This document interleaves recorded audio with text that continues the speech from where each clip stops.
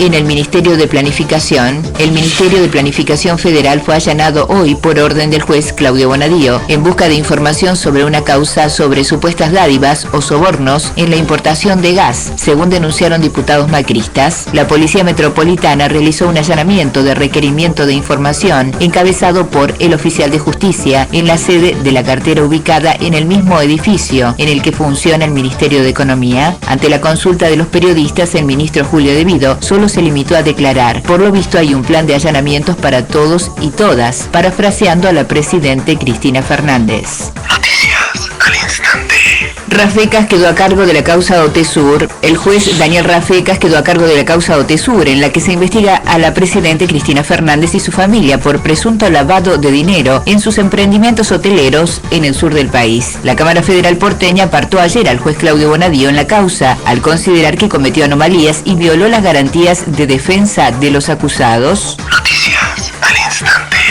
Causa OTESUR. El fiscal ante la Cámara Federal, Germán Moldes, presentó un escrito para que la Sala 1 especifique qué parte de la causa OTESUR fue declarada nula en la audiencia donde también se resolvió apartar al juez Claudio Bonadío. Corresponde que se aclare qué actos procesales específicamente quedan comprendidos allí en pos de la claridad y precisión que corresponde dotar a las resoluciones del tribunal, pidió Moldes según la presentación. Noticias al instante. Bonadío lamentó las presiones. El juez federal Claudio Bonadío respondió hoy con dureza frente a su desplazamiento de la causa OTESUR, en la que se investiga a la presidente Cristina Fernández y a su familia por presunto lavado de dinero. Si aparezco suicidado, busquen al asesino, porque no es mi estilo, dijo el magistrado, en alusión a las presiones recibidas. Incluso reveló que gente allegada al candidato presidencial, Daniel Scioli, intentó reunirse con él para hablar sobre esta investigación, pero dijo que él declinó cualquier contacto en torno a este tema. Noticias al instante. Hasta aquí, síntesis informativa de Noticias al Instante. Todo esto pasó en los últimos 60 minutos. Ahora, vos ya lo sabés. Noticias al instante. Noticias al instante. La actualidad de cada hora.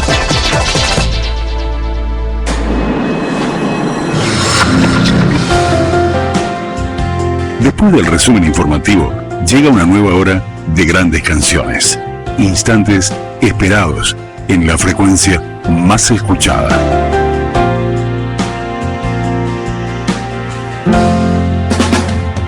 www.creativa1230.blogspot.com.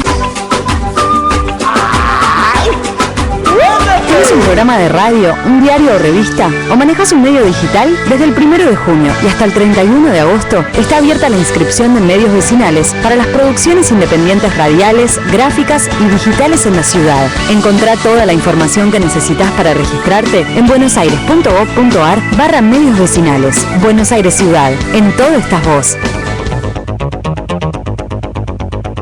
Hacemos radio para entretenerte, para acompañarte, para divertirte y para escucharte. Hacemos radio para ser el nexo entre tu problema y la solución. Somos la voz de esa comunidad que a veces no la tiene en cuenta. Hacemos radio desde hace muchos años con un objetivo. Vos. Somos tu estación de radio.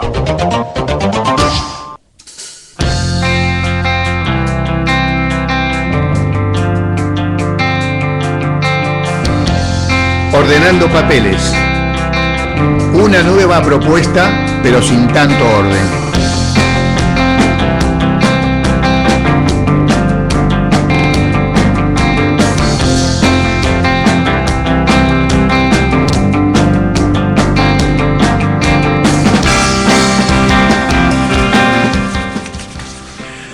Muy buenas tardes, noches. Muy buenas tardes. Esto es Ordenando Papeles, compañero Dani Bonayer. Como verás, Invitado especial del día de la fecha. Hoy va a ser un día muy especial porque tenemos dos faltas. Primero, Laura otra vez enferma y a último momento me avisa Dinardo que no puede venir porque también está con un estado gripal que viene arrastrando hace 2 o 3 días. Así que bueno, saldremos del paso y para mí es un poco el debut de la piba. Claro, yo siempre dije que no soy hombre de radio. Vos tenés más cancha en esto. Así que bueno, comenzaremos como podamos y... No, tranquilo. Tranquilo, a ver qué pasa, ¿no? Aparte es un programa que lo escuchan los amigos. Claro. Y la gente y bueno, por supuesto, aparte de los amigos, creo que tenemos... Algunos más que no sean amigos. Algunos más que no son amigos. Y acá más que lo que importa es, o lo que tratamos que sea importante, es el contenido. Exactamente. ¿No es cierto? Exactamente. Más allá de... Mirá, yo hoy traje, había traído un pequeño disquito que encontré siempre revolviendo papeles, ¿no? Que es poesía de Barrilete, el famoso grupo. Iba a hablar de Barrilete, pero dije, ¿qué cosa mejor que leer simplemente lo que ellos pusieron en aquella viejo sobre de su disquito? Su disco. Te hago una pregunta para un poco también los oyentes que no conocen. El grupo Barrilete, ¿por quién estaba compuesto, Rubén? Bueno, fueron muchos porque hubo dos etapas. Entre los que estaban, bueno, que yo Alberto Costa, Margarita Belgrano, Carlos Patiño, Rafael Alberto Vázquez, Marco Silver, a ver que a medida que Rubén Cácamo,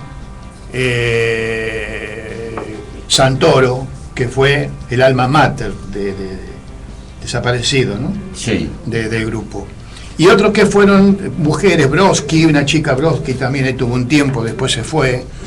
Pero eran muchos, eran muchísimos. Yo no llegué a integrarlo con ellos, yo en ese momento estaba en Hoy en la Cultura, en otra de las revistas, pero fueron años de mucho movimiento revisteril. Estamos hablando de fines de los 50, principios de los 60. Sí, claro, más o menos, porque este disco, no sé de cuánto es, pero será de más o menos 63, 64, 65, por ahí más o menos. Porque además en ese momento juntar dinero para hacer un disquito era mucho esfuerzo, ¿viste? Y además era toda una novedad. ¿Quién lo editó el disco este?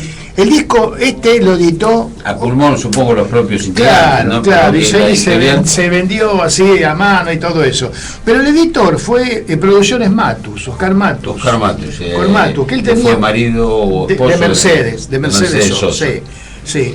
Y padre sí, exactamente, del pibe pibe ya grande, sí. Claro, ¿viste? Para mí le digo pibe porque me lo acuerdo yo de chiquito. Y lo bueno de este disco, que también fue un poco puntero, porque a partir de este disco entraron a salir otros. Producciones Dupuy sacó varios libros más, varios discos más. Yo traje algunos que pasamos. El de Guillén era una producción Dupuy, el de Lasno Yug era producción Dupuy. Era alguien que hacía mucho disco. O sea que fue un poco el puntapié inicial de disco de poesía. Uno de los primeros.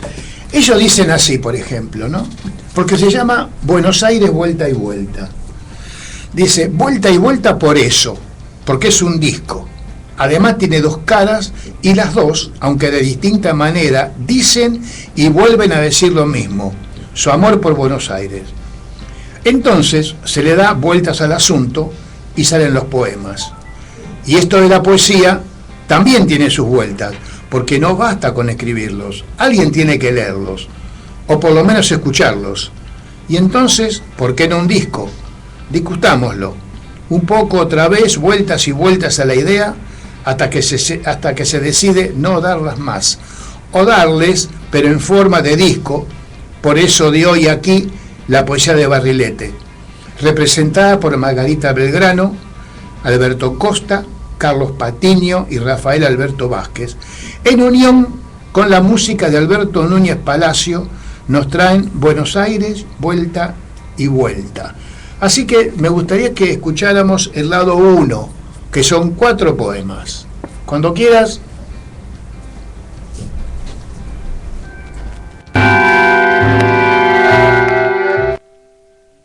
Hace años que estoy en esto de pedirle cosas al amor, de exigirle cosas a la gente.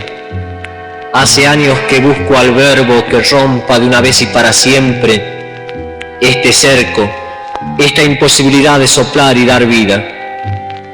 A veces siento que me sobra un beso grande que podría habérselo entregado al día, o un abrazo, o una palabra exacta para decirla en la noche.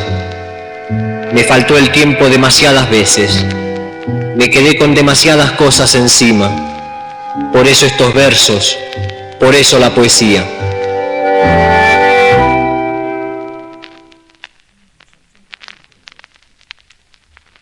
Justo a la hora de las claudicaciones, cuando después de tanto haremos esto, uno decide la franqueza, afloja un nodo y más, ¿qué me importa? Se juega el 38 del calibre los últimos centavos y le falla, pero esta vez es cierta la vergüenza. Justo cuando me aplazan en dulzura y creo inteligente retirarme con sangre en el ombligo todavía, a girar por ahí, a mendigar ginebras impotentes, porque sigo insistiendo que a la mesa le faltan 5 dedos o le sobra un pedazo de mantel. Cuando el optar por la caricia sería un crimen más, así de hermoso, así de absurdo como Dios. Cuando al final se empaca la mula del asombro y vuelve el sol de puro indiferente para hacerme saber que sigo a oscuras. Justo cuando me voy porque hace frío, apareces así, con nada nuevo, con nuevamente todo lo que duele.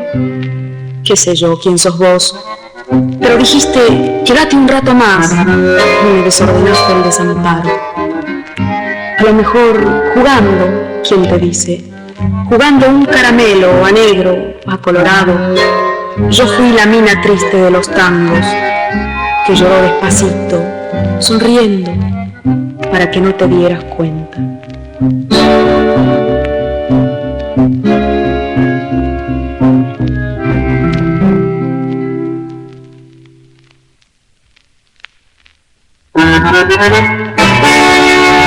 Uno se acostumbra a vestirse muy de mañana, a elegir cuidadosamente una corbata, a sonreír, a decir buenos días y yo venía a ofrecerle.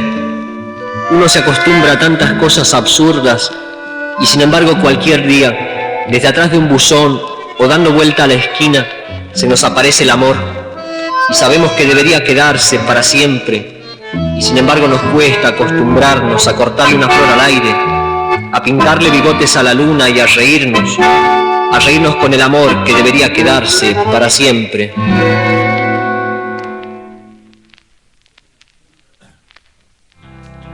Eras primero una hilera de pasos y una cara de caras muertas de hambre, y después un rasguido de combates y silencio después, y después yuyos. Pero no te olvidaron y volvieron, usándote los pájaros te alzaron, casa a casa, vereda por vereda, cadáver a cadáver. No eras nada. Te inventaron los dueños de los pájaros, los dueños de los peces, los dueños de los barcos. Patrones de las vacas y patrones del trigo, te pusieron maderas en los muslos para que sostuvieras fecundos amores con los barcos.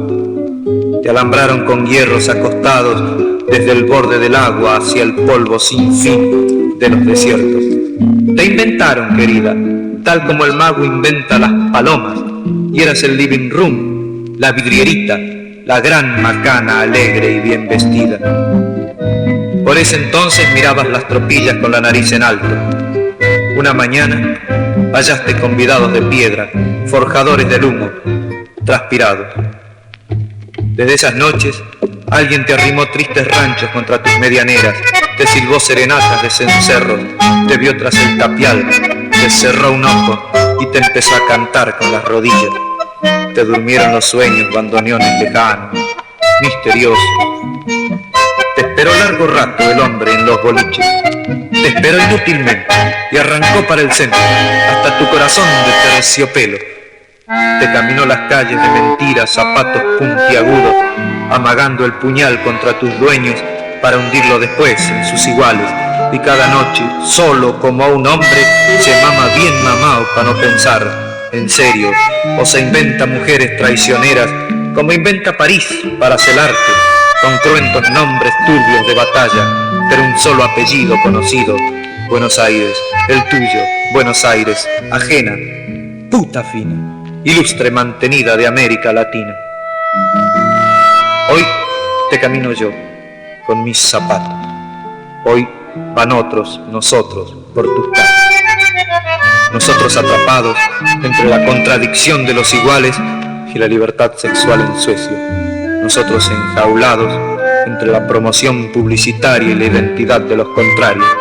Nosotros apretados, mirando sin entender el obelisco. Nosotros arriesgando nuestros brazos con nietos al enfilar piropos subversivos hacia tu seriedad de caja fuerte. Nosotros decididos a tararearte al fin una mañana el tango jubiloso que se le heló en el silbo al hombre del puñal y las glicinas que murió sin responso junto al pozo del patio. Nosotros, todo eso, nuestro amor, nuestro grito, nuestro beso más beso para tu hermoso cuerpo de cemento y guirnaldas, amada, maldita, benemérita, ciudad de Santa María de los Buenos Aires.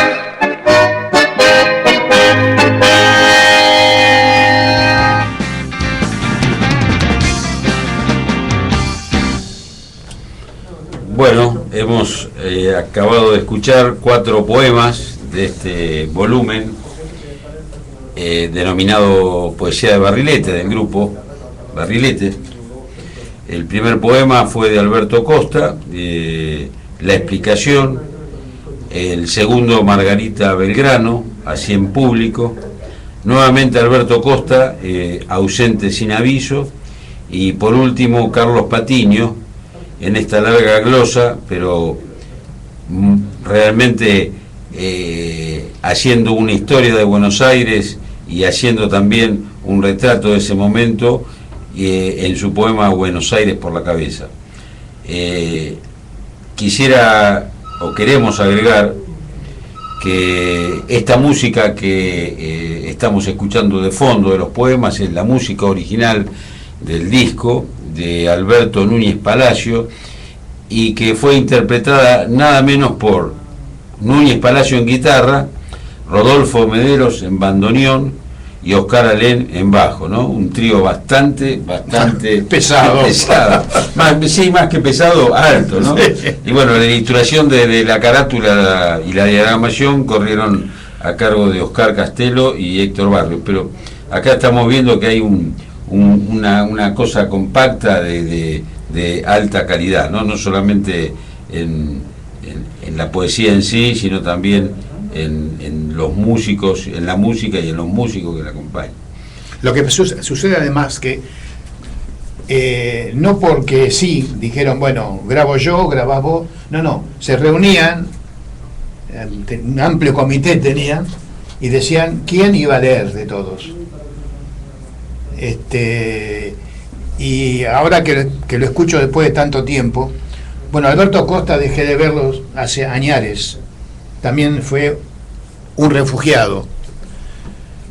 A Margarita Belgrano la solía ver en el barrio porque Margarita Belgrano vivía en Melián y Congreso, era de Coglan. Tu querido barrio de Coglan. Mi querido barrio de Coglan. Como son siempre queridos nuestros propios barrios, ¿no? Y sí. Y Carlos Patiño también estuvo exiliado mucho tiempo en México y falleció hará 2 años más o menos. Acá vino a morir a su ciudad. Gran poeta. Sí, es el que hace el último. El último Buenos Aires por la cabeza, que también es el título de un poemario de él. Ajá. Además, la forma en que la increpa la ciudad, ¿no? Ese amor-odio, esa cosa tan especial que él sentía por Buenos Aires, ¿no? Ahora, mira, esto es una... Mira, yo digo siempre que no hay casualidades, hay casualidades y causalidades. Creo que acá se han juntado las dos cosas, porque hoy, en base a lo que vos en el programa anterior hablaste sobre el poeta afroamericano, si podemos llamarlo así, o americano, sí, norteamericano, Langston Hughes. Langston Hughes, sí. Yo traje dos pequeños relatos preparados para presentarlos del volumen o del libro de relatos de La misteriosa Buenos Aires de Manuel Mujica Lainez, que cuenta dos historias de los negros. Vos hablaste, Olasto Nuy habló sobre, leíste sobre poemas que hablaban sobre la negritud americana, y bueno, entonces elegí traer sobre la negritud del Río de la Plata. Está bien. Y acá en este poema de Castillo, que vos, Buenos Aires por la cabeza, empieza desarrollando el tema de cómo surge Buenos Aires, y después da un retrato de los 60, por ejemplo, habla de la identidad de los contrarios, de todo ese fenómeno de época que... Sí, esa cosa. Pero digo yo, escuchamos un tanguito, ¿qué te parece? Después Perfecto. le metemos a eso. Perfecto. A ver, el compañero Ariel Guerrero.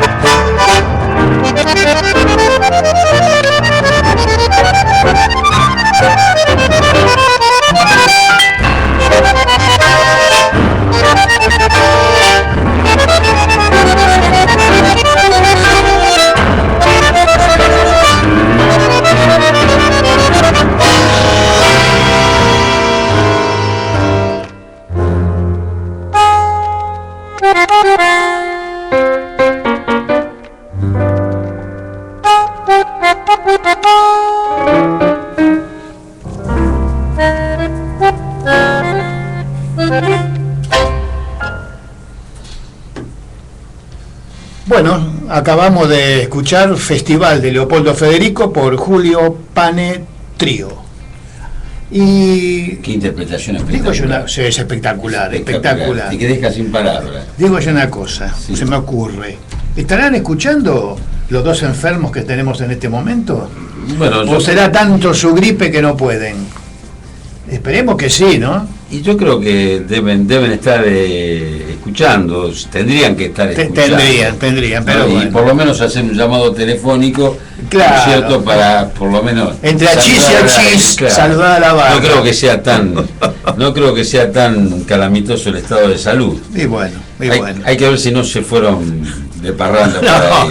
No, yo la vi a Laura y te digo que no estaba para parranda. Pero en el caso de Alberto... Me llamó Alberto y la voz que tenía, te digo que era más de cama que de otra cosa. Pero mira que es un gran artista. ¿Ah, sí? Sí, como crítico de teatro aprendió mucho y también sabe, aprendió mucho, aprendió claro, mucho. y bueno. ¿Qué vas a leer, me dijiste? No, mira, vamos, yo me quedé pensando el otro día cuando vos trajiste los poemas sobre la negritud americana, y estuve indagando un poco sobre la negritud en la Argentina, o en el Río de la Plata, mejor dicho, porque tenemos que hablar del virreinato del Río de la Plata. Y bueno, y quién un poco retrató, o dentro del panorama literario, quién ha hecho algunos relatos sobre esos momentos. Y encontré sorpresivamente en el libro de La misteriosa Buenos Aires de Manuel Mujica Lainez dos relatos que tienen que ver con la negritud. El primer, bueno, ¿querés que presentemos un poco? Creo que todo el mundo sabe quién ha sido. Sí, Manuel más bien, Mujica Lainez. por eso no. Es uno de los grandes escritores argentinos del siglo XX, un gran crítico literario, gran crítico de arte, y que tiene escritos y traducidos a más de 15 idiomas infinidad de libros, entre los cuales podemos nombrar Cecil, Bomarzo, El Escarabajo, El viaje de los 7 demonios. Bueno, fue Premio Nacional de Literatura, y ha recibido varios premios internacionales, pero sobre todo es un hombre que vivió la noche de Buenos Aires y ese Buenos Aires cultural de los años 30, 40, 50, que quizás en cuanto a la referencia ideológica marca una diferencia con este grupo de los 60, ¿no? No, pero, totalmente, nada que ver. Sí.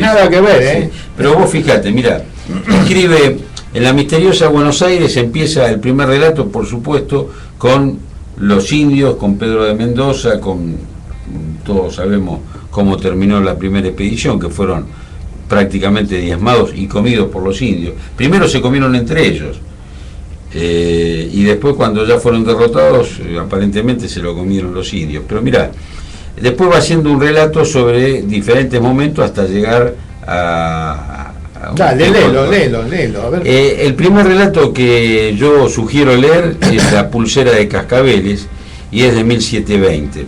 Como es un relato de 2-3 hojas, me parece es muy largo, pero yo voy a hacer una pequeña síntesis. Sí, fragmentalo. Vos sabés que en Buenos Aires existía la esclavitud, y existía una compañía que era la South Sea Company, inglesa, por supuesto, que era, a pesar de que Inglaterra estaba enfrentada a nivel internacional con España, la que tenía el permiso de importación de los era otra cosa, son negocios. Son negocios, exactamente. Con los holandeses, lo mismo. Exactamente. Y bueno, en este relato empieza con que un muchacho llamado Bingo espía a través del calabozo lo que pasa afuera. Estamos hablando de la colonia y de 1720. En esa barranca estaban hacinados 35-40 esclavos, los últimos de la tanda anterior que habían traído, y este muchacho está llorando porque al lado de él no puede sacar sus ojos de la hermanita muerta, una chica también negra, por supuesto, de 16 años. Y que esta chica, que tenía en particular no tenía nada, era una esclava joven, pero que tenía un collar, una pulsera de cascabeles. Resulta que entre los ingleses que manejaban el tráfico de esclavos, había uno muy grandote, muy grande, muy corpachón, digamos, que era ciego. ¿Y qué hacía este ciego?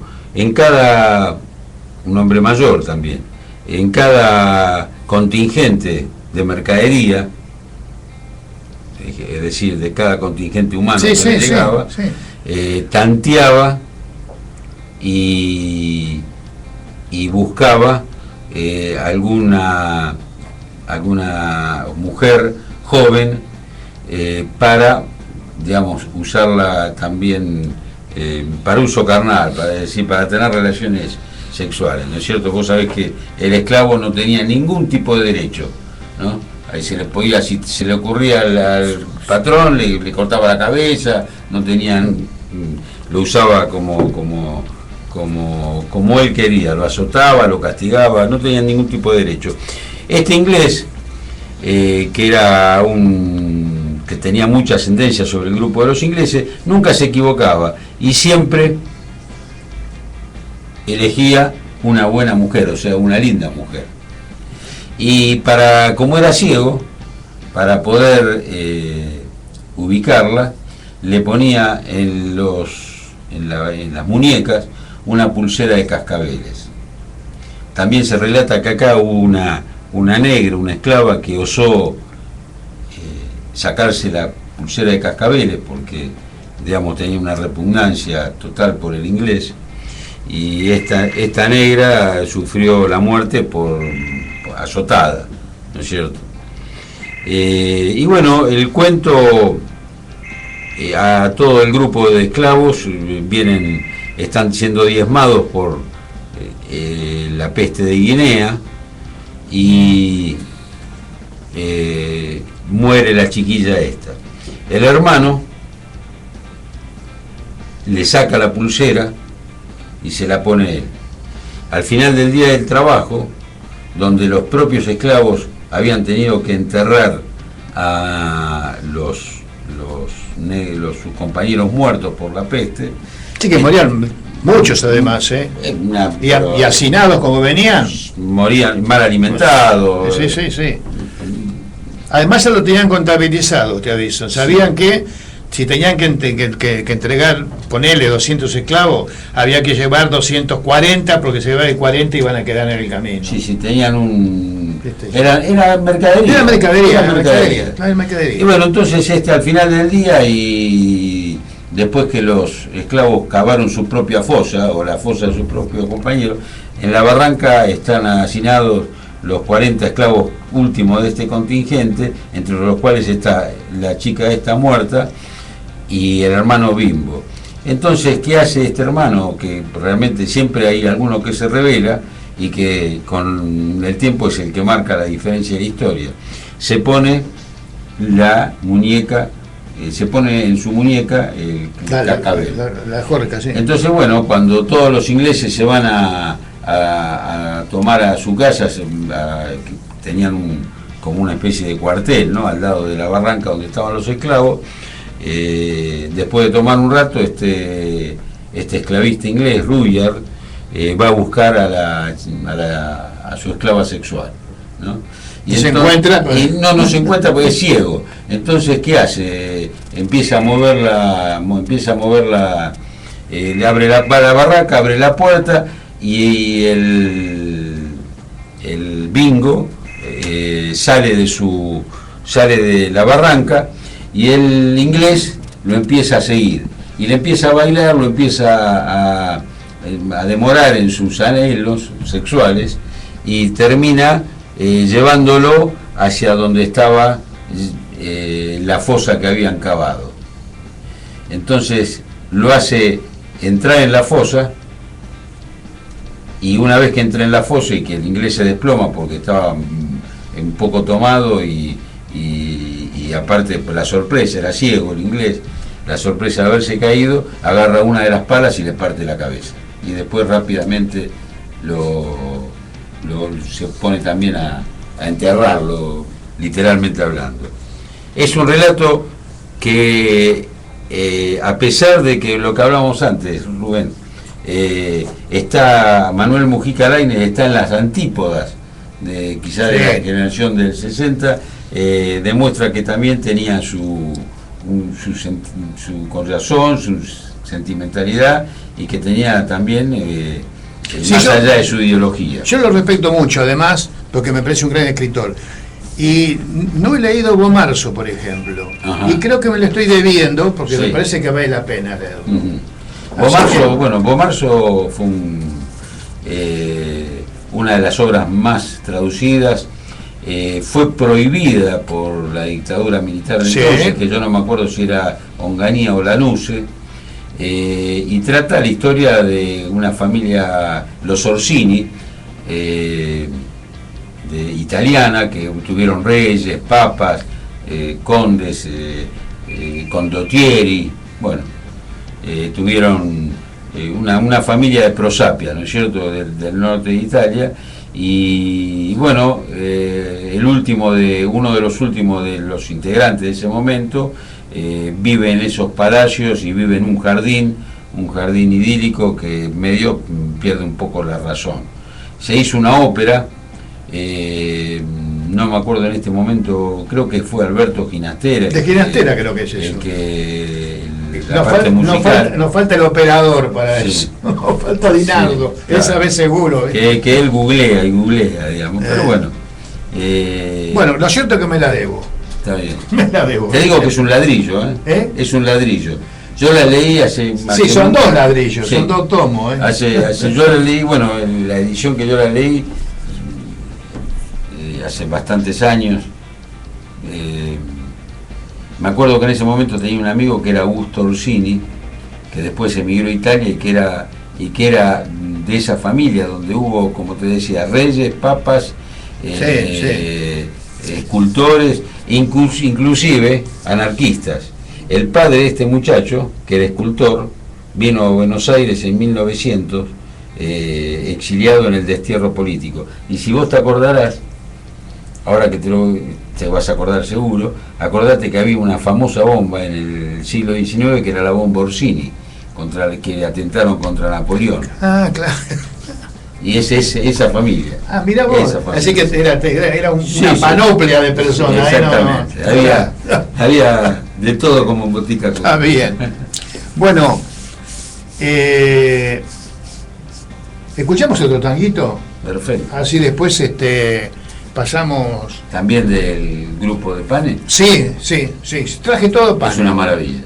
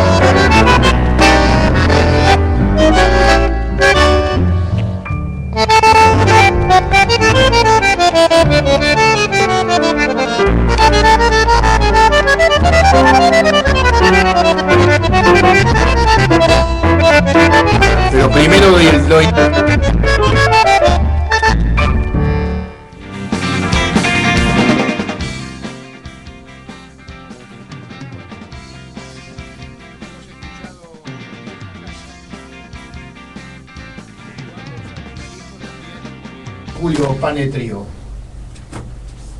Y como decíamos en el barrio, ¿por qué no escuchamos el lado 2? Vayamos al lado 2 entonces de Buenos Aires vuelta y vuelta, poesía de Barrilete.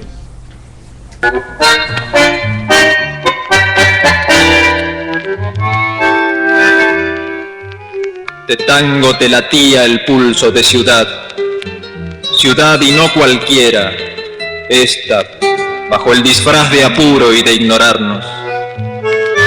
Venías de pueblo y del amor que no se grita, la voz, la que se cuida para el amigo y la mujer, la hiciste para todos. De tango te dolía ese latir del hombre que vigila, Corrientes era tuya cuando el compás pisaba la vereda de la noche, pero más lindo era escucharte amanecer silbado camino del trabajo, sentir que era tu verso algo corriente, así como el saludo, una costumbre limpia de encontrarte. De tango se moría tu voz, te hicieron trampa, pero a la muerte le ganaste el bueno de guapo y sin temblar, y no te fuiste.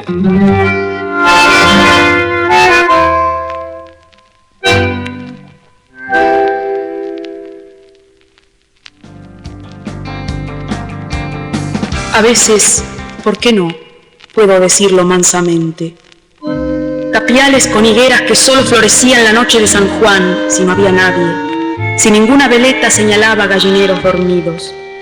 Esa costumbre ingenua de derretir el plomo en las cucharas que traían fetiches centinelas de la buena cosecha. Superchería nuestra de ir inventando cosas que faltaban. Desafiando tornillos, puedo televisar en maquinarias la vuelta al mundo en calecita. ¿Quién no la dio a los tumbos? ¿Quién no guarda el baldío lloviznado para el laico bautismo de las muertes que no se sospechaban? Cambiábamos los nombres. La guerra se llamaba Mandarina, el hombre de la bolsa, Jesucristo. ¿Quién discute que no era cierto aquel organillero de la tarde que nunca conocí, pero charló conmigo de percales, almacenes abiertos en la herida portuaria de un gringo sin dormir? Puedo también cantar, rompiendo números, falsificarme un patio con Malena que sí, como ninguna. ¿Te acordás qué dulzón el mate amargo? ¿Qué bandoneón de luces? ¿Te acordás? No me acuerdo. Yo no me acuerdo, hermano, de los tiempos aquellos.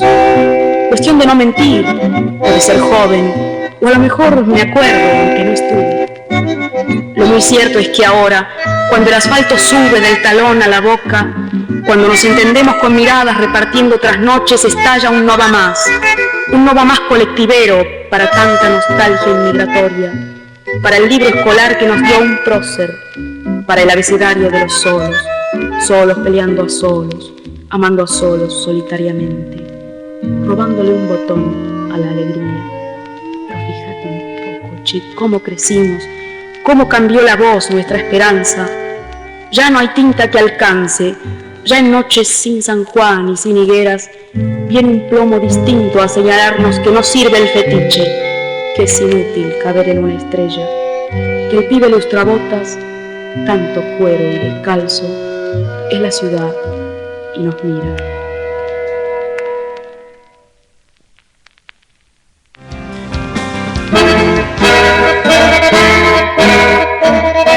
De golpe llegamos al límite de lo tolerable. De alguna manera sabemos que ya no se puede postergar el día en que se nos escape el grito que nos ponga en la frontera donde el hombre se hace hombre o se abraza para siempre con la vergüenza. Hasta ayer nos peleábamos con los amigos por la propiedad de una calle, de un bar, del obelisco, de nuestra ciudad de Buenos Aires. Hoy nos patearon el nido y entonces nos renació el coraje y la inquietud, el miedo y la esperanza. Hoy, exactamente hoy, nos sentamos a la misma mesa, nos dimos la mano y poco a poco, con mucha dificultad, palabras que ya parecían desgastadas volvieron a endulzarnos la boca. Y mágicamente, Mientras nos miramos con lentitud, como abrazándonos, acariciamos los fusiles que nos crecían de las manos.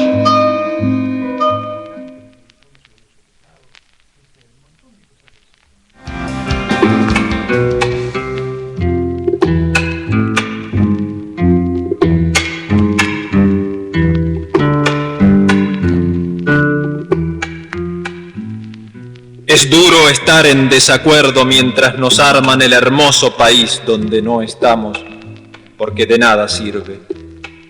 Han desatado el viento, aquel oscuro viento dueño de la verdad y de la fuerza que nunca salvó a nadie. Un día les pudimos prestar una esperanza con todas nuestras dudas, jugar en contra del instinto y apostarle al país de puro amor y ganas. Pero ya no es posible equivocarse, porque ellos eligieron su papel y las grandes palabras golpean su vacío sobre la desconfianza del silencio. Con ellos los intérpretes, retorciendo sus códigos extraños, incubando razones para tener razón. Pero el odio que cuidan les comerá las manos. Aquí estamos nosotros, los del futuro a medias porque quieren borrarnos la verdad y no pueden. Un furor solidario nos vincula, nos acusa la voz, nos mueve adentro y nos pesa el país, como nos pesa a veces la impotencia desde esta cárcel de nosotros mismos. Por lo menos armemos la palabra, que la palabra es nuestra.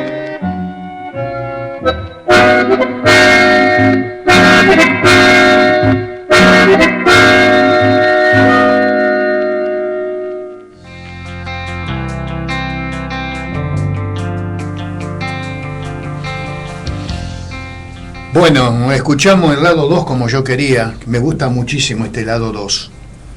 Rafael Alberto Vázquez, de Guapo y sin temblar. Otra vez Margarita Belgrano, con su hermosa voz, Nosotros la ciudad. Alberto Costa en Actualidad, y otra vez Rafael Vázquez, Han desatado el viento. Un poema, me parece, como escrito recién, hace un rato. Y a Rafael Alberto Vázquez, de todos ellos, es el que sigo viendo. Lo vemos muy, muy seguido. Y esto, bueno, es el pequeño homenaje a la gente de Barrilete, a una parcialidad de esos amigos. Aún quedan muchos todavía. Ya hablaremos de Santoro, ya hablaremos de otros más. Pero por hoy, bueno, el homenaje a Barrilete. Veo que tienen una impronta de urbana, una impronta de ciudad, de tango y también de ideología, ¿no? Sí, bueno, eso era lo que caracterizaba a los 60, la generación, ¿no? Sobre todo, para los sesentistas no hay letristas de tango, son poetas del tango. Y entonces rescatan a los verdaderos poetas del tango. Poetas urbanos. Poetas urbanos. Y con una mirada muy descarnada de la sociedad también. Sí, y además una cosa importantísima, el checheo basta del tú, es el vos, porque es lo que hablamos. Generalmente la generación del 40 todavía escribía de una manera y hablaba de otra. El 60, no, los 60 meten el tuteo, el voceo, mejor dicho. El voceo. Y además una cantidad de poetas, más adelante hablaremos porque a mí me tocó armar una colección de poetas del 60, pequeñas antologías, que no se logró a concretar totalmente, porque yo logré en su momento seleccionar unos 200, lo cual es mucho. Hay muy pocos del interior, porque es una poesía casi eminentemente ciudadana, pero en el interior también se dan algunos sesentistas y muy buenos. Pero ya no sé, con el tiempo hablaremos de la generación del 60, que es la mía por otra parte, ¿no? Sí. ¿Qué me ibas a ir a decir ahí? Bueno, de la misteriosa Buenos Aires voy a leer una pequeña parte y hacer un pequeño comentario de otro de los relatos que en este caso retrata el año 1753 y que se llama La Mojiganga. La Mojiganga era un poco el festejo de carnaval de los negros. Y dice así: la negra Dalila asoma entre el cerco de tunas y mira hacia el camino. Nada se ve en su soledad, bajo el cielo claro de estrellas.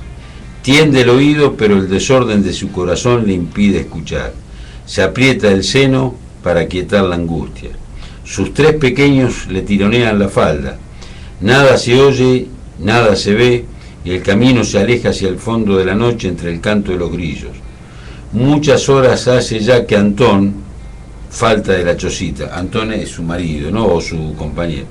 Se le llevaron los enmascarados riendo y haciendo bufonerías, y Dalila quedó allí con los hijos, aguardando el regreso del carro multicolor. Le rogó al marido que no la dejara, pero fue inútil.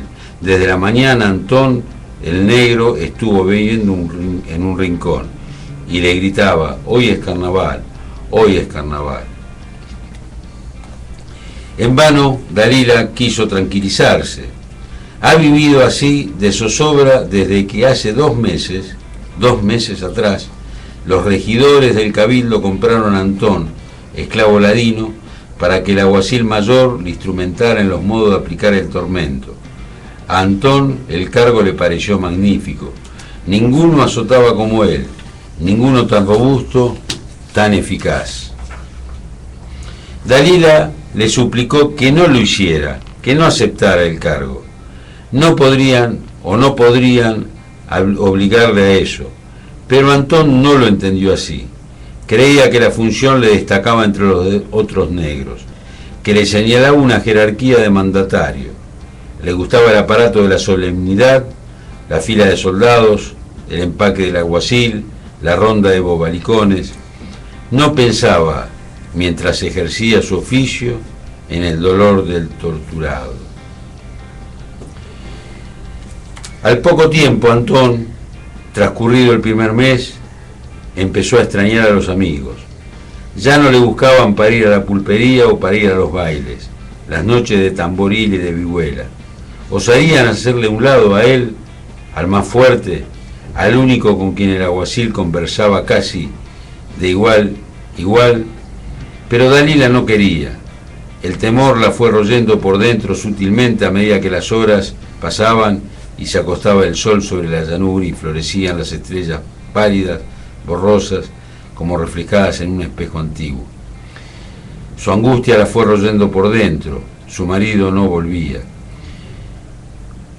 Y quedó tumbada en el piso de tierra, exhausta, febril, sola con su espanto y con sus niños.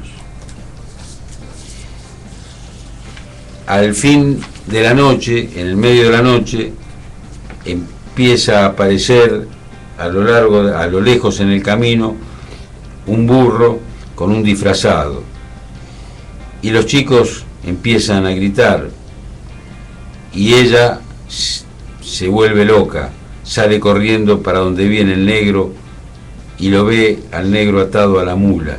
El negro no se mueve. Loca, Dalila forcejea con las cuerdas, le arranca el hábito eludiendo los cabezazos de la mula. Los niños ríen en torno e imitan los brincos y disparates de la mojiganga que pasó en el carro mañanero, y las estrellas alumbran sobre el pecho desnudo del negro Antón un puñalito. Muy bueno, muy lindo. Bueno, o sea, es la historia de un negro que, por eso dice un negro ladino, que sí, los regidores lo utilizan para torturar para castigar a los demás. Claro. Entonces, cuando llega el carnaval, un grupo de disfrazados, que están, por supuesto, no se le ve la cara, lo pasa a buscar, él ya estaba un poco tomado, y se lo llevan para el carnaval. Y la mujer, Dalila, tiene un mal presentimiento.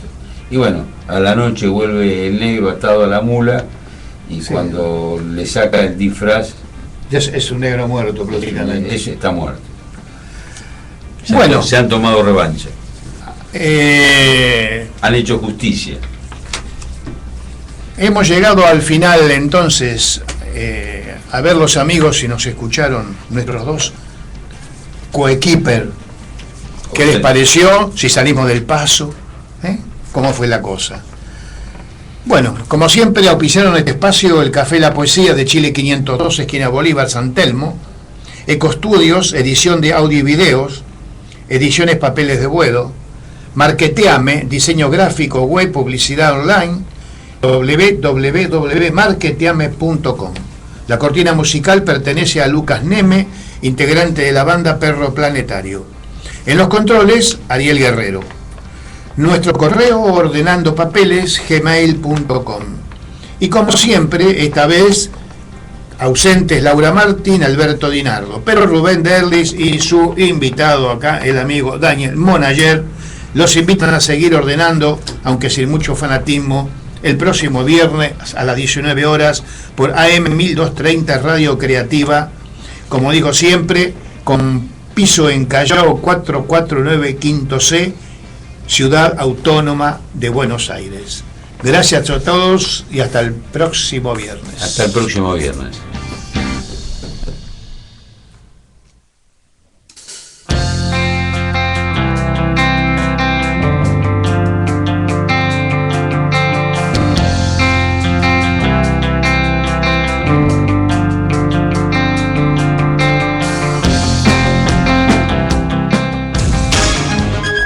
El viernes es el quinto día de la semana, mientras que en algunos